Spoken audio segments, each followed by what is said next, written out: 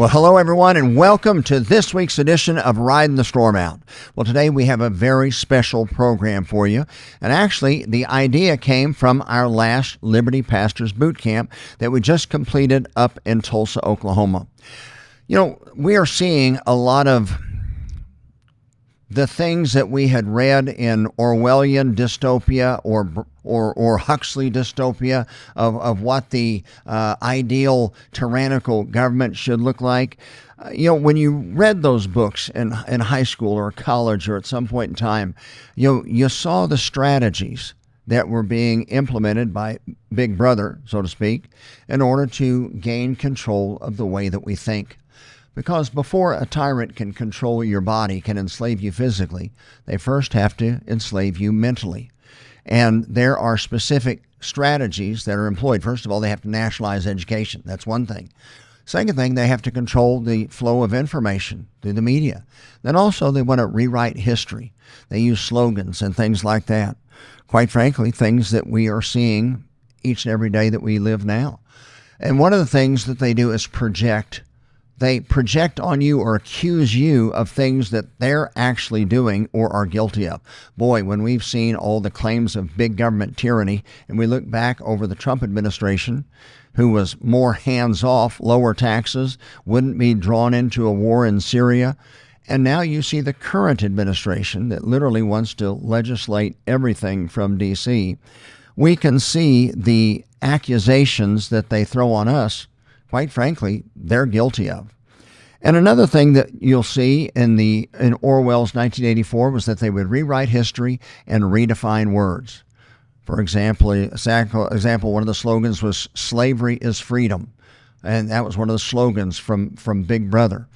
Well, we are seeing the redefinition of words, the projection of names, and one of the things that we hear all the time now, doesn't matter what news you turn on, you'll hear the term fascist thrown out. The reality is most people don't even know what fascism is or what fascist means. And they use such terms as far-right extremists or far-left extremists, not recognizing that whole thesis is in error.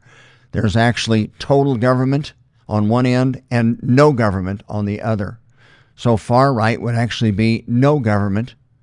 Total government would actually be on the far left, and that would include fascism, socialism, communism. We are a constitutional republic. We're about 80% of the line towards liberty with a certain amount of rule of law. And of course, in America, the law was established on the laws of nature, nature's God, a biblical foundation of what truth is. Well, one of the most popular segments that we do at our Liberty Pastors boot camps is called The Overview of America. It's a very concise 30-minute video which delves into the types of political systems that exist or are prevalent and the types of economic systems that exist and defines them. And quite frankly, you'll find that the same tyrannical political system always partners up with the tyrannical economic system. Of course, he who has the gold makes the rules. So if you want to control, you gain control of the money, you can gain control of society. So you will enjoy, if you've never seen this before, I hope that you enjoy this week's a little bit longer edition of Ridin the Storm Out. But this week, we're going to educate you on what is fascism compares to other forms of governments.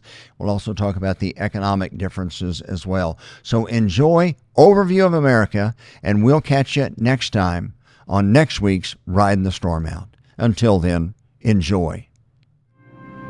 The United States of America. Born in 1776, our country is the offspring of a religious-based heritage of liberty under law. Blessed with great natural resources and a pioneer people given to industry and moral discipline, our nation grew to be strong and prosperous and developed the finest governmental system ever devised by man. America soon became known as the refuge of the world's tired, hungry, and poor. Millions left everything in the old world to start over in a land that rewarded initiative and hard work and perseverance. The many millions who didn't come here found comfort and hope in knowing that indeed there was such a bastion of freedom and opportunity, a place where dreams could become reality. Today, our nation appears wealthier and more powerful than ever. New technologies have revolutionized our daily lives. Luxuries once enjoyed only by the rich are commonplace and very affordable. Home ownership is widespread, and our people have the expectation of continued economic growth and prosperity. Yet more and more people are coming to realize that they may prosper materially only for a time because their freedoms are diminishing. The sobering reality is that America has been led far from its praiseworthy beginnings. Our people and businesses groan under a heavy burden of economic, political, and social problems, which are the result of a widespread departure from the fundamental truths that made our nation great. If the United States of America is to endure, citizens far and wide must once again come to understand, embrace, and live by timeless concepts called Americanism.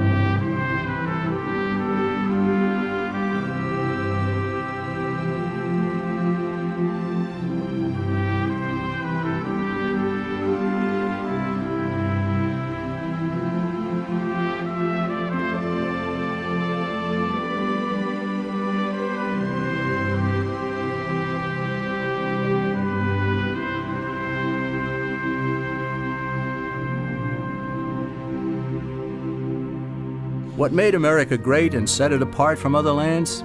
Was it natural resources? No, other lands are equally blessed. Was it the people?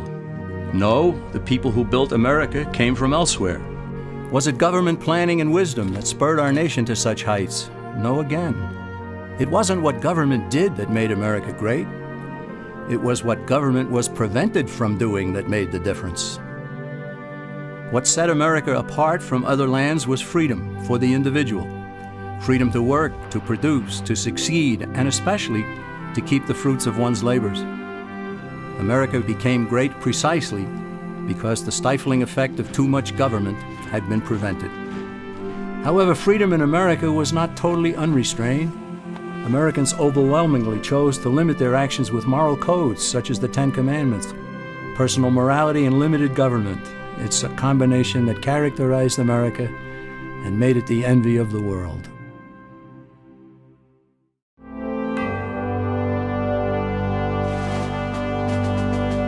When our founding fathers decided they'd had enough of British oppression, they broke away and declared independence. They stated as self-evident truth in the Declaration of Independence that men are endowed by their Creator with certain unalienable rights. In other words, God gave man his rights, and that among them are life, liberty, and the pursuit of happiness. And in the very next sentence, the founders defined the proper role of government when they stated that to secure these rights, governments are instituted.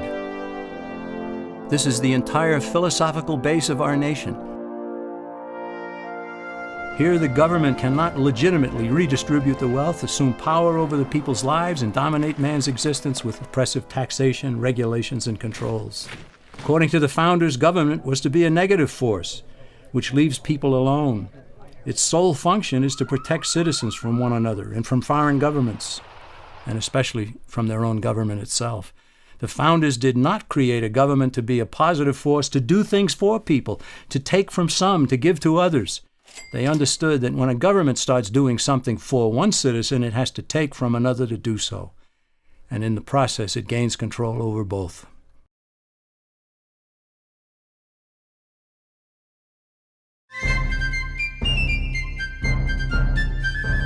Britain's rulers didn't accept the Declaration of Independence, so our forefathers had to fight a war to make it stick. By 1783, the War for Independence had been won, and British forces were sent back across the sea. But the governmental system at that time was weak. It had no power to settle disputes between the states, nor the power to tax for proper needs, such as national defense. So in 1787, delegates from 12 of the 13 states met in Philadelphia to revise the system, and they produced an entirely new governmental structure known as the Constitution of the United States. Keeping faith with the thunderous assertions in the Declaration, the Constitution was written to govern the government, not the people, and not the states, each of which was a jealous guardian of its own sovereignty. The founders created a central government with strictly limited powers. This left the states free to compete with one another to be the best state, the one with the least amount of taxation and controls, one where citizens would want to build a business and raise a family. That spirit of competition produced excellence, as honest competition always does. It's important to note that the Constitution wasn't forced on the people. It was sent back to the states for ratification, and several of the Founding Fathers wrote essays explaining it in an effort to persuade fellow Americans to adopt this new system of government. Some of the essays written by James Madison, Alexander Hamilton, and John Jay were collected into a volume known as the Federalist Papers. Those essays provide valuable insights into the intent of the founders in establishing our government. Eventually, all 13 states ratified the Constitution, and then each ratified the first 10 amendments known as the Bill of Rights, further tying the hands of the federal government. These amendments are indeed about rights, but it would have been better had the Bill of Rights been labeled the Bill of Limitations on Government. Why? Because it's vital to realize that the Bill of Rights never gave citizens any rights whatsoever. Its sole purpose was to safeguard God-given rights by limiting government power. The founders even insisted that Congress shall make no law about speech, religion, the press, assembly, the right to petition, the right to keep and bear arms, and so on. These amendments are directed squarely at the federal government, not the individual and not the states. They are like most of the 10 Commandments, which are essentially thou shalt nots. The Bill of Rights says Congress shall not, all the way up to the marvelous 10th Amendment, which says in effect, if we forgot anything, you can't do that either.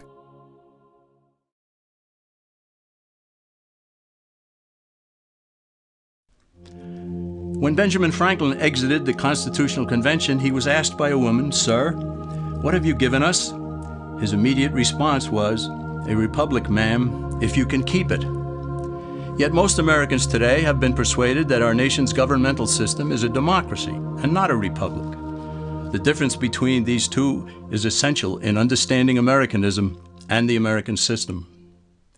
Before we discuss political systems, however, it's helpful to address the confusion that has been spread about the political spectrum. Many have been led to believe that the political spectrum places groups such as communists on the far left, fascists or dictators on the far right, and political moderates or centrists in the middle. However, a more accurate political spectrum will show government having zero power on the far right to having 100% power on the far left. At the extreme right, there is no government. The extreme left features total government under such labels as communism, socialism, Nazism, fascism, princes, potentates, dictators, kings, any form of total government. Those who claim that Nazis and fascists are right-wing never define their terms. This amounts to spreading confusion. Toward the middle of the political spectrum can be found the type of government limited to its proper role of protecting the rights of the people. That's where the Constitution of the United States is. Those who advocate such a form of government are really constitutional moderates. So let's analyze the basic forms of government. They are monarchy or dictatorship ruled by one, oligarchy ruled by a few, democracy ruled by a majority, republic ruled by law, and anarchy, which is ruled by no one. In discussing these five, we'll see that they can be narrowed down to even fewer. Looking first at monarchy or dictatorship, this form of government doesn't really exist in the practical sense. It's always a group that puts one of its members up front.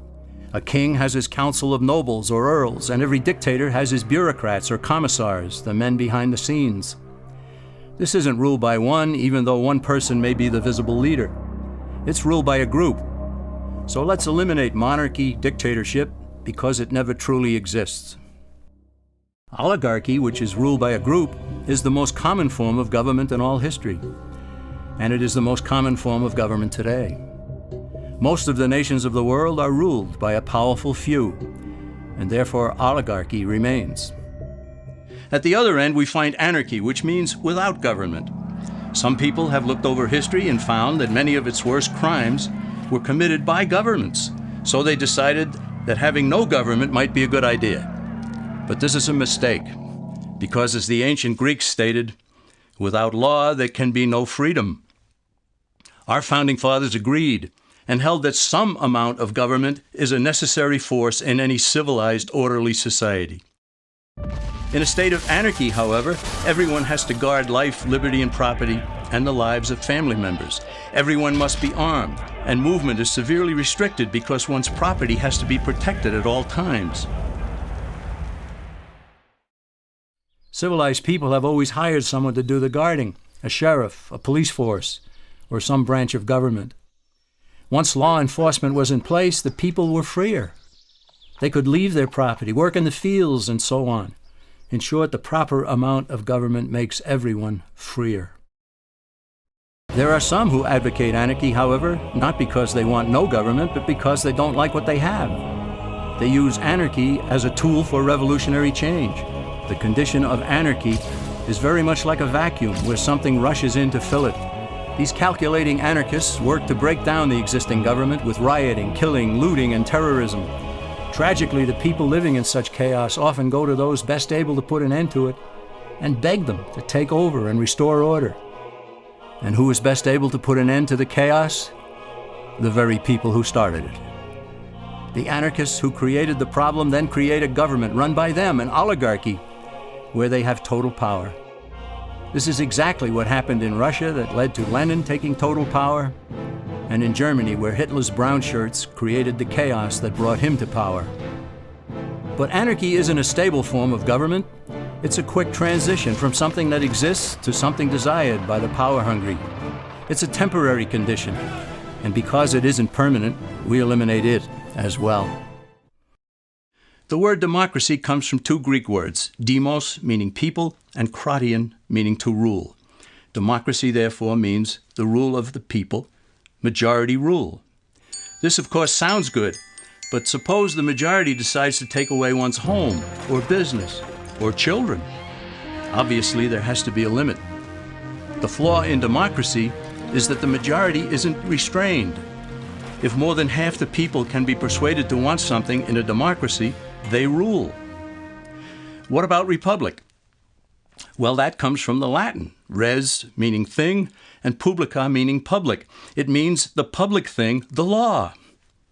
A true republic is one where the government is limited by law, leaving the people alone. America's founders had a clean slate to write on. They could have set up an oligarchy. In fact, there were some who wanted George Washington to be their king. But the Founding Fathers knew history, and they chose to give us the rule of law in a republic, not the rule of a majority in a democracy. Why?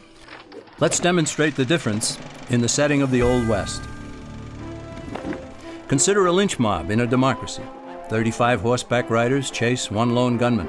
They catch him, and they vote 35-1 to hang him. Democracy has triumphed, and there's one less gunman to contend with.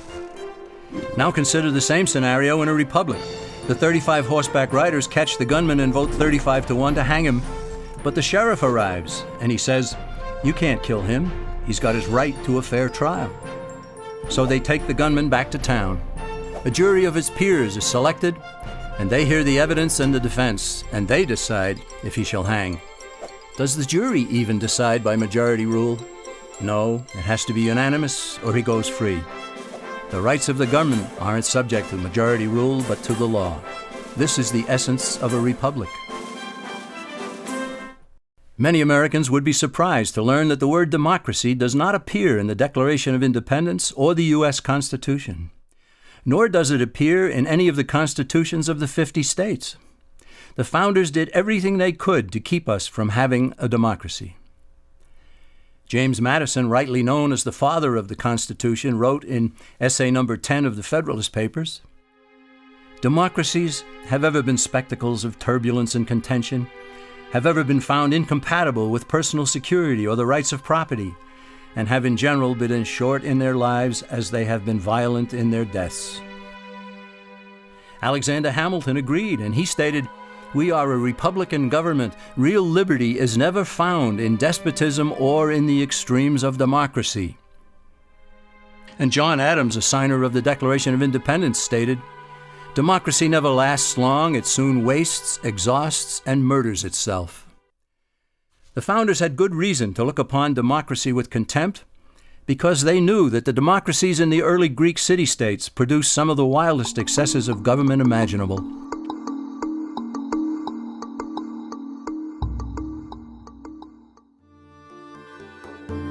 During that period in Greece, there was a man named Solon who urged creation of a fixed body of law not subject to majority whims. But where the Greeks never adopted Solon's wise counsel, the Romans did. Based on what they knew of Solon's laws, they created the 12 tables of the Roman law and, in effect, built a republic that limited government power and left the people alone. Since government was limited, the people were free to produce, with the understanding that they could keep the fruits of their labor. In time, Rome became wealthy and the envy of the world. In the midst of plenty, however, the Roman people forgot what freedom entailed. They forgot that the essence of freedom is the proper limitation of government. When government power grows, people freedom recedes. Once the Romans dropped their guard, power-seeking politicians began to exceed the powers granted them in the Roman Constitution. Some learned that they could elect politicians who would use government power to take property from some and give it to others. Agriculture subsidies were introduced, followed by housing and welfare programs. Inevitably, taxes rose and controls over the private sector were imposed. Soon, a number of Rome's producers could no longer make ends meet, and they went on the dole. Productivity declined, shortages developed, and mobs began roaming the streets, demanding bread and circuses from the government. Many were induced to trade freedom for security. Eventually, the whole system came crashing down. They went from a republic to a democracy and ended up with an oligarchy under a progression of the Caesars.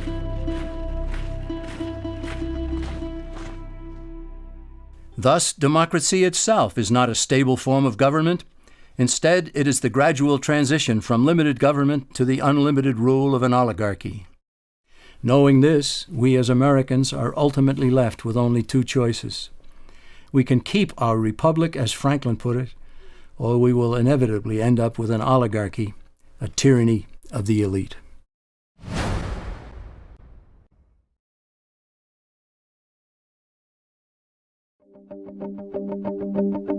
Just as there is widespread confusion regarding political systems, there is similar confusion in the economic arena.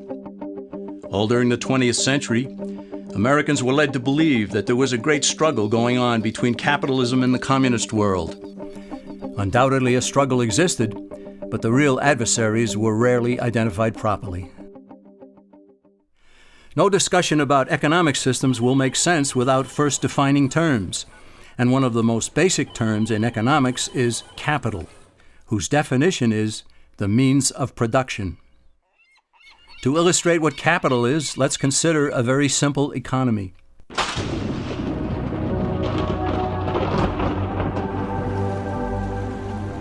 On the sands of a small island, a castaway has just washed ashore. He has no food and he's hungry. He searches the island, he finds no berries, coconuts, or anything edible. He goes back into the water and tries to catch fish with his bare hands, but he fails. So he goes back up on shore and he finds a bush. He breaks off a branch, he gnaws at one end to make a sharp tip. Back into the water he goes, and with his spear, he catches fish. His spear is capital. It's the means of production for catching fish. He gave up some of his time and some of his energy to produce something he could not eat, but something that would help him to produce something that he could eat. Capital, therefore, can be tools, machinery, and even a man's handmade spear to catch fish.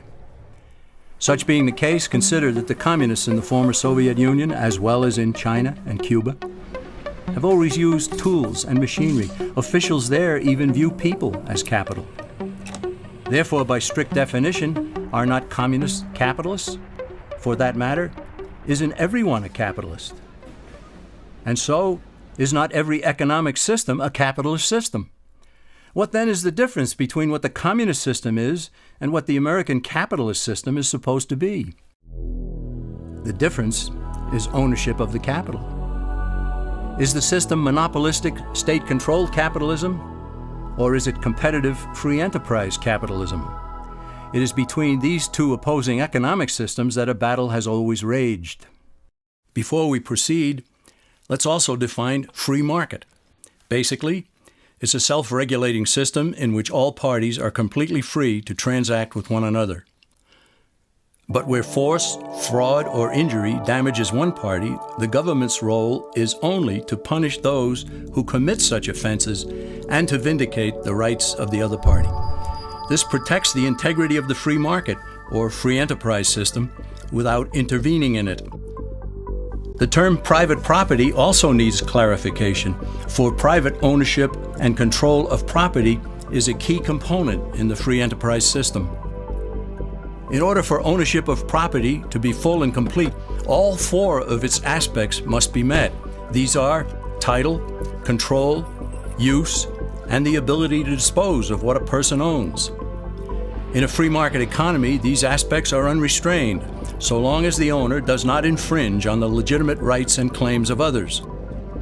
True ownership of property and freedom go hand in hand. They always have. Now let's compare the two systems of capitalism. In the competitive free enterprise system, capital or property is both owned privately and controlled privately. In the monopolistic system, holding title to capital can be accomplished privately or by the state. But more importantly, capital is controlled by the state or by the elite few who control the state. The Communist Manifesto, which contains the basic program for all communists and all socialists, explicitly preaches the destruction and abolition of private property. Karl Marx understood the powers of controlling capital, and so have all communists and socialists who have ever looked and still look to Marx as their leader. State-controlled capitalism results in high prices and low quality. After all, why would a monopoly strive to improve if it has no competition? On the other hand, honest, thrifty, and hardworking producers throughout the world prefer a competitive free enterprise system for all. Here, low prices and high quality prevail because a variety of producers will seek to attract the widest amount of customers. Competition results in excellence and always has. Just as the political spectrum shows the range of government power, we can also plot the various economic systems along another spectrum. These forms of government control in the market stand in sharp contrast with a completely free market. In the last century or so, there have been basically four forms of state-controlled economies, all on the far left of the economic spectrum: fascism, Nazism, socialism, and communism. In each, the government controls the capital. The difference among these is how much is owned or controlled outright by the government. In a fascist system, the government doesn't own businesses on paper, but it does control them. In Mussolini's Italy, even though he didn't hold title to businesses, he told the owners what to produce, how much to produce, when to produce, where to buy raw materials, who to hire, who to fire, and what price to charge. The rest, he said, was up to them. The fascist system is more efficient than other state-controlled systems insofar as those living under it think they still own their businesses. Shopkeepers concern themselves with maintenance on the machinery, employee relations, painting the building, and so forth. But the government controls owners through an array of taxation and regulations. Under Nazism, which means National Socialism, its proponents went one step further and acquired ownership of some corporations such as Volkswagen. However, Hitler didn't seize ownership of other industrial giants, he simply controlled them, just as Mussolini had controlled businesses in Italy. Socialism is where government officials acquire possession of major industries such as transportation, communications, and utilities in order to leverage control over the entire economy. Through ownership of these vital segments of industry and by creating government regulatory agencies, socialists gain control over virtually everything else. Finally, there is communism, the granddaddy of all in the economic sense. In a way, communism is more honest than fascism because all of the capital is owned and controlled by the state. There are no pretenses about it. Now let's combine political and economic systems, because ultimately one never exists without the other. We see again that there are only two ultimate choices: a competitive free enterprise system in a republic, or a monopolistic state control system under an oligarchy.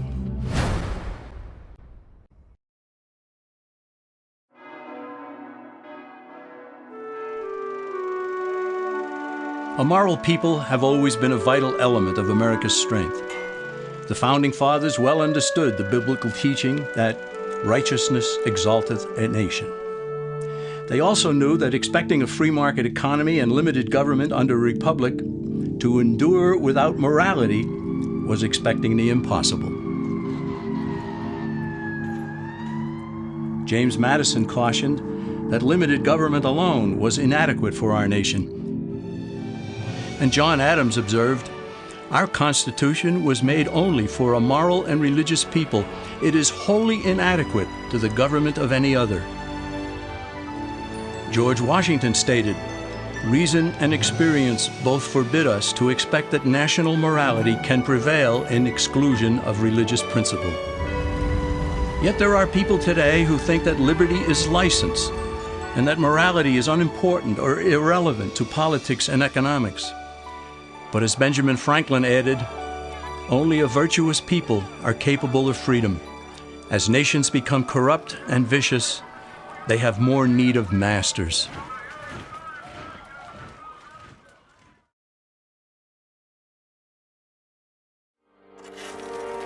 The alternative to Americanism is what has condemned most of the human race to live as slaves throughout the millennia. It is the idea that rights are privileges dispensed by an oligarchy according to the unlimited rule of men, that the state should control or own the nation's capital with all economic activity directed from a central power, and that morality is inconsequential, and that security is preferred over freedom and opportunity. Our nation continues to be steered off course, and the principles that led to America's greatness are being cast aside. The simple question for us is, do we continue to slide away from our nation's founding principles, or do we return to the kind of government we inherited? Time is running out for Americans who sense that something is wrong. They have to decide what kind of a country we shall leave for future generations. All that is needed is for a sufficient number of Americans to get involved in the fight for freedom and to return our nation to less government, more responsibility, and with God's help, a better world.